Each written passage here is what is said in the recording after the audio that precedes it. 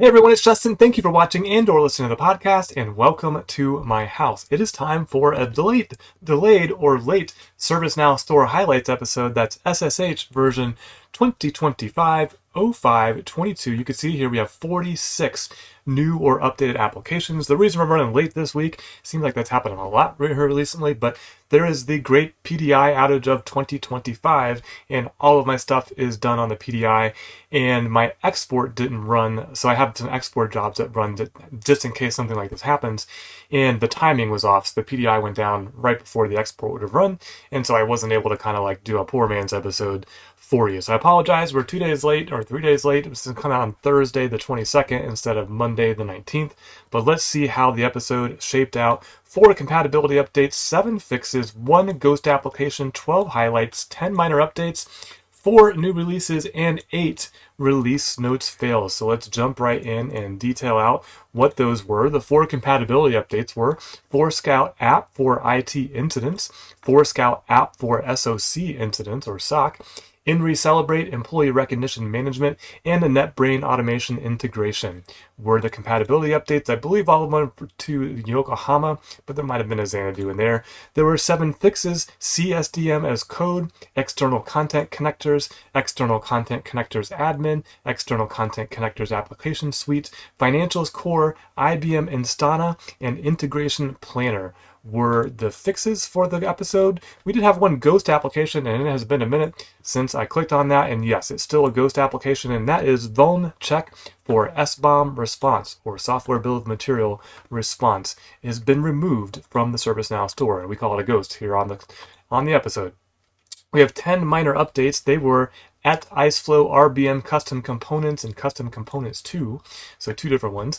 Cisco WebEx Contact Center, InfoBip Notify, Inspection and Audit Management, Logic CPQ for sales order automation, Office Templater, OnSolve IT alerts, Smartsheet SPM integration, and Trend Vision 1 connector.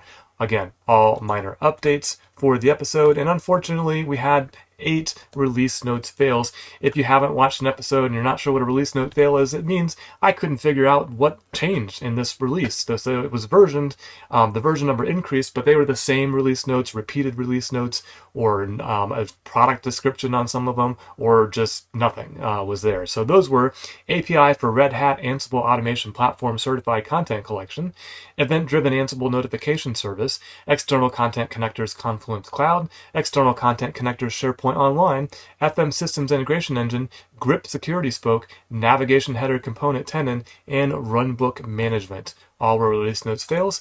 And that brings us to the fun part of the episode, and that is our new releases. Let's get started with the first new release, Core X Back Office Blueprint. Notice it's on the old UI in the store for some reason. With Core X's Back Office Blueprint, customers can drive digital transformation and ERP modernization programs. I'm not going to read the rest of that. I'll show you why here in a second. The functional features for this one: access industry accelerators to include process flows, align and integrate existing with ServiceNow platform, ERP acceleration and back office transformation. Technical side, SPO, APO, and SLO are independent. Employee Center and Integration Hub are also recommended.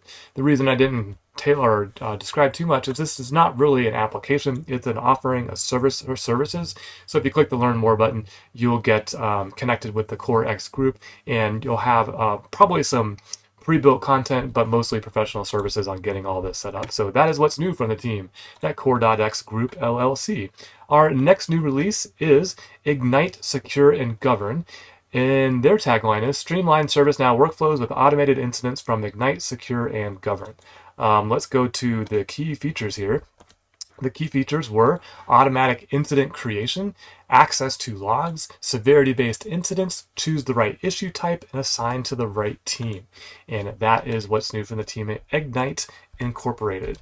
Our third new release is ISL Online Remote Support Integration, secure remote desktop support powered by ISL Lite and ServiceNow integration.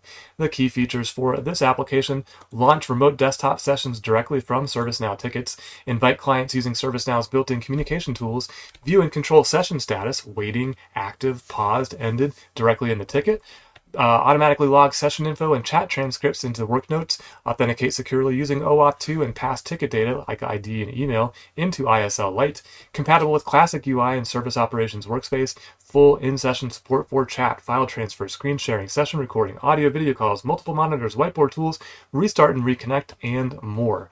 And that is what's new from ISL Online GmbH. And our last new release for the episode is Procurement Action and Workload Management, or PAWM. PAWM instead of PAWM. Let's see, the key features are the Procurement Action Workload Management is a comprehensive tool designed to support contracting agencies and offices throughout the entire acquisition lifecycle. It facilitates the capture of procurement actions and efficient workload management across various phases, including planning, pre-award, post-award, contract administration, and closeout.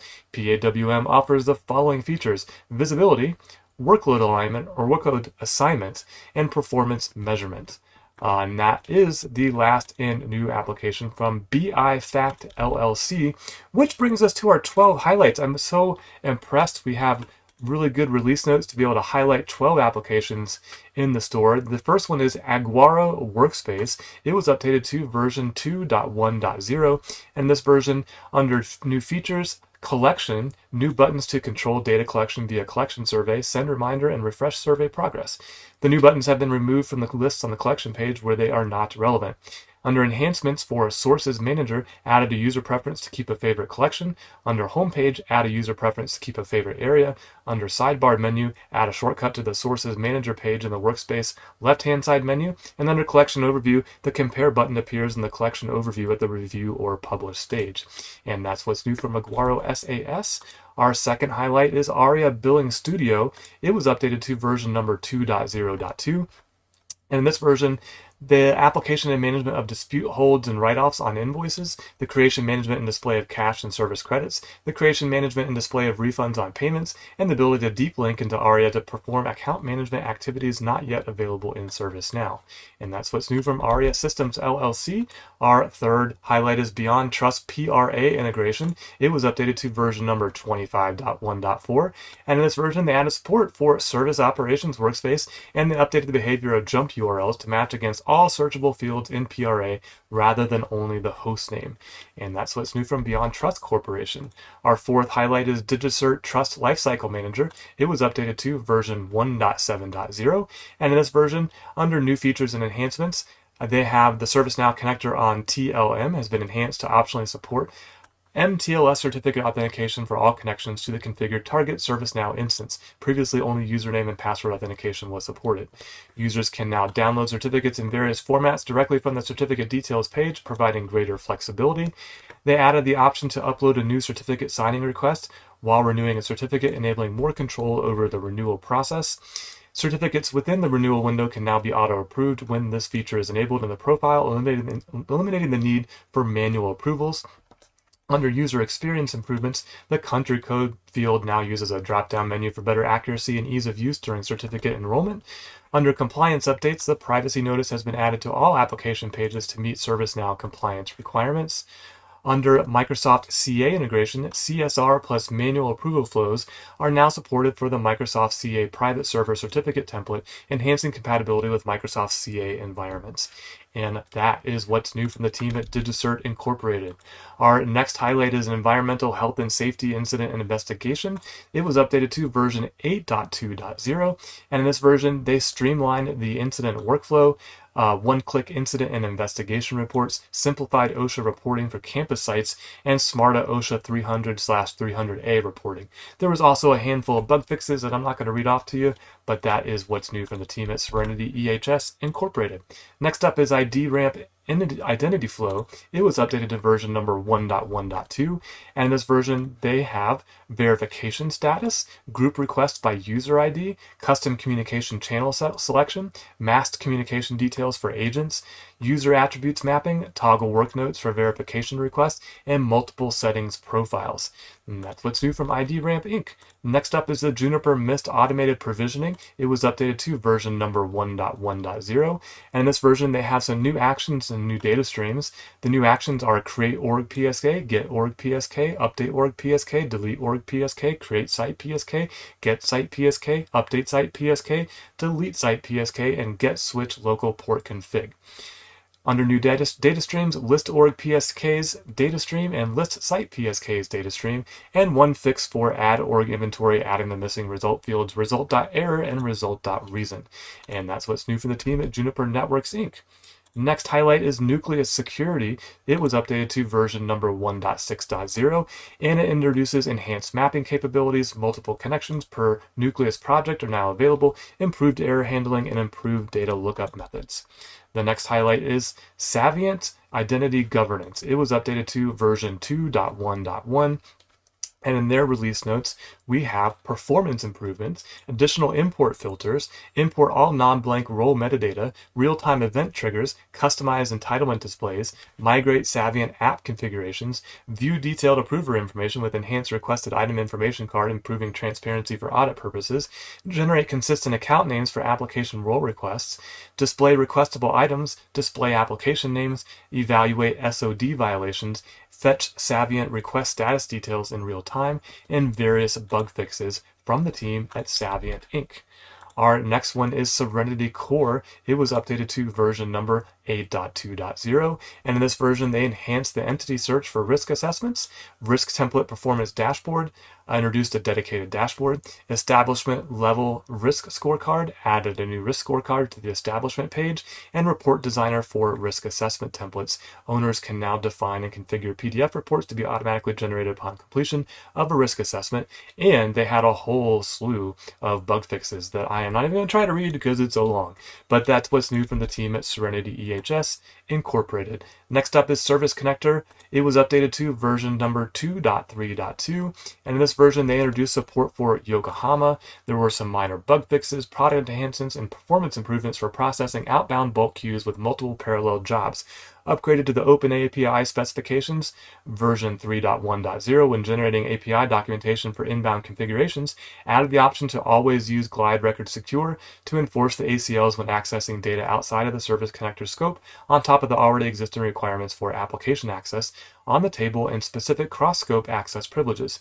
Creating new field maps will have the parameter field pre-filled when a field name is chosen, and the data management policies for the queue and log tables have been updated. And finally, added processing of the archive log records each hour to trigger an action for outbound configurations when records are archived or restored. And that is what's new from DXC Technology BV. And our last highlight for the episode is Simple Data Separation. It was updated to version number 1.4.14. And in this version, they've introduced a new simple request capabilities, allowing ad hoc, approval-driven, time-limited, and audited access to records for individuals. They added session caching for defined relationships and approver tasks. They added capability to hide child tables from a separation rule. They added query shortening to reduce query URL size. Added regenerate query script link on separation rules. Fixed an issue where table names with spaces or underscores could cause errant behavior. Fixed issue that would not allow separation rules on scoped database view tables. Updated for new ServiceNow 3DES recommendations. Improved form messaging for customized separation rules. Improved documentation and new documentation and support links. And general efficiency improvements and bug fixes. And that's what's new for the team at Yanta Labs LLC. And that, everybody, is our entire episode. Let's check out what you just saw or heard. That was 4 new releases, 12 highlights, 4 compatibility updates, 10 minor updates, 1 ghost application, 7 fixes, and 8 release notes fails. Now, don't forget, we're expecting the May Q2 store release any day now. It could be happening right now, and I have no idea, which is great because I'm in the middle of redesigning my whole store crawler. But having said that, be expecting a very large episode of more than 500 updated applications in the ServiceNow store. I hope you found this video or podcast helpful. If you did, please like, please subscribe, or share it with somebody who you think might be interested in what's new, what was updated, or what was removed from the ServiceNow store. And until next time, don't forget to always be learning.